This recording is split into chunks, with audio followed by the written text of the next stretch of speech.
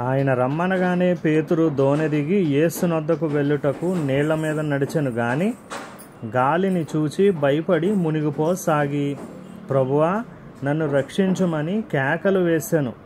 మత్తయి సువార్త 14వ అధ్యాయము 29-30 వచనములు. జాన్ బన్యన్ అంటాడు, పేతురుకి సందేహాలు ఉన్నప్పటికీ కాస్తంత విశ్వాసం కూడా ఉంది. అందువల్లనే నడిచో లేక కేకలు వేసో యేసు ప్రభువు చెంతకి చేరగలిగాడు. అయితే ఇక్కడ చూడగలిగే కళ్ళు అనేది విశ్వాసానికి అడ్డుబండగా ఉంది. తానంటూ ఒకసారి నడవడం మొదలుపెట్టిన తరువాత పేతురికి చుట్టూ ఉన్న అలలతో ఎంత మాత్రం నిమిత్తం లేదు. పేతురు దృష్టి అంతా క్రీస్తు నిలిచిన చోటు నుండి తన వైపుకి ప్రసరిస్తున్న వెలుగు వైపుకే ఉండాలి.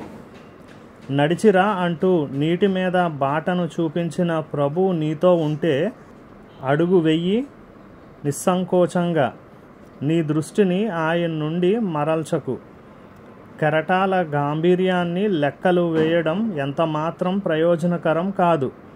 గాలి వేగాన్ని అంచనా వేయడం వల్ల ఫలితం శూన్యం.